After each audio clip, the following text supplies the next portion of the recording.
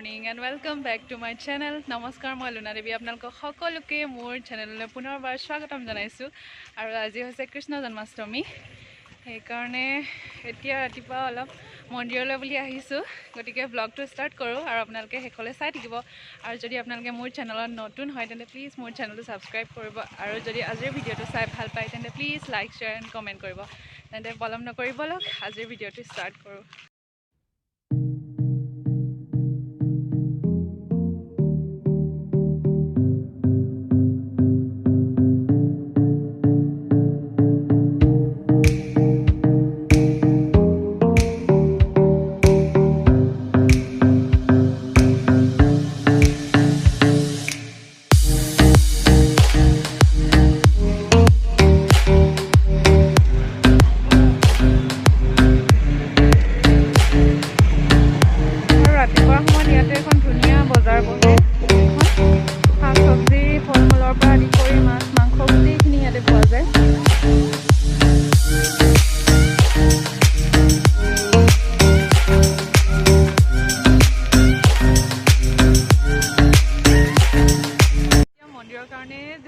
ফলিতাৰবোৰ কিনিলোঁ আৰু এতিয়া মন্দিৰলৈ আহি আছোঁ।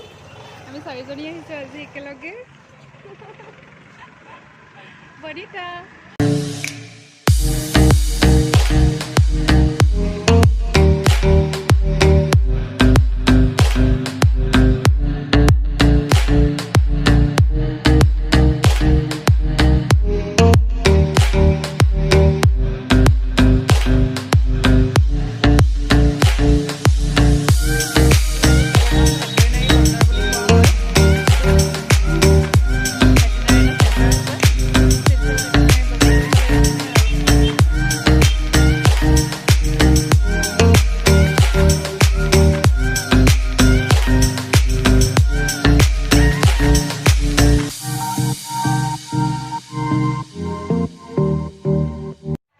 আমি আহি মন্দিৰ পালোহি আৰু ইয়াতে খুব শান্ত আৰু নিৰিবিলি পৰিৱেশ।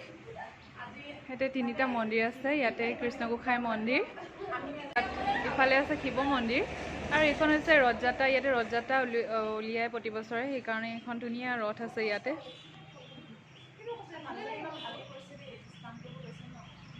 তাৰপাছত শিৱ বাবা মন্দিৰ আছে ইয়াতে, শিৱ মন্দিৰ।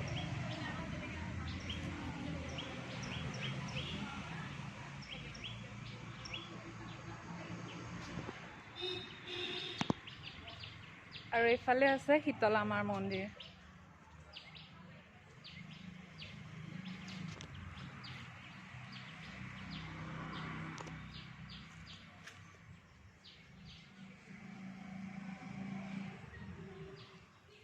আৰু এই মন্দিৰটো তেওঁলোকে নিজে ঘৰতে ধুনীয়াকৈ বনাই লৈছে।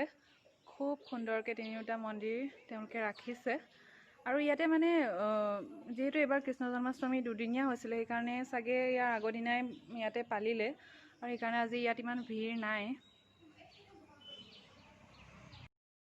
আৰু এতিয়া পুৰোহিতজনে তেওঁৰ কিবা এটা কাম আছিলে, সেইকাৰণে ভিতৰলৈ গৈছে আৰু আমাক অলপ বহিবলৈ ইয়াতে কঠ পাৰি দিছে। আমি সেইকাৰণে ইয়াতে বহি আছোঁ। গতিকে আপোনালোকে ব্লগটো চাই থাকিব।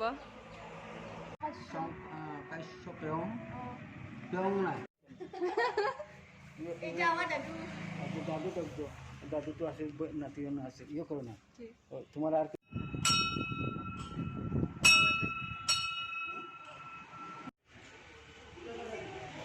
মন্দিৰৰ পৰা ওলাইছোঁ আৰু আজি ইয়াতে আহি খুব বেছি ভাল লাগিলে।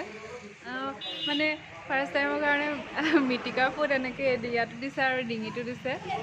মানে আৰু পূজাৰীজনো খুব মানে বহুত ভাল হয় আৰু তেখেতে আমাক বহুত বেছি কিবা কিবি জ্ঞান দিলে, শিকালে মাৰ বিষয়ে কিবা কিবি। ত' এতিয়া আমি যাওঁ, বজাৰলৈ যাওঁ। আৰু আজি আমি হোষ্টেলতে কৃষ্ণ জন্মাষ্টমী পাতিম বুলি ভাবিছোঁ, সেইকাৰণে আমি এতিয়া অলপ বজাৰ কৰিম। দে বলক।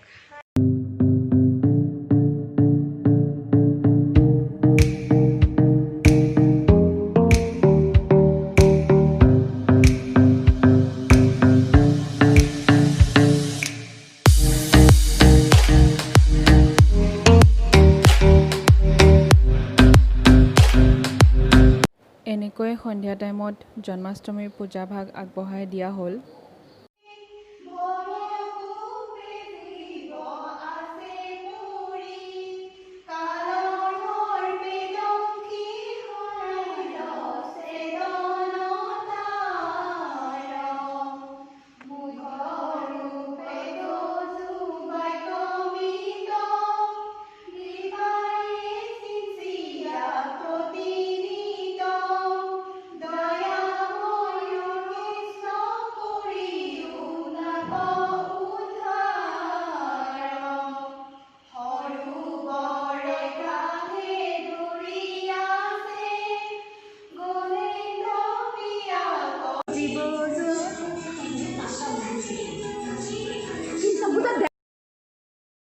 আৰু প্ৰসাদ বিতৰণ কৰি আজিৰ পূজাভাগ ইমানতে সামৰিলোঁ। লগতে আজিৰ ব্লগটো ইমানতে সামৰিছোঁ। যদি আপোনালোকে চাই ভাল পালে তেন্তে প্লিজ লাইক, শ্বেয়াৰ, কমেণ্ট কৰিব আৰু লগতে মোৰ চেনেলটো ছাবস্ক্ৰাইব কৰি দিব।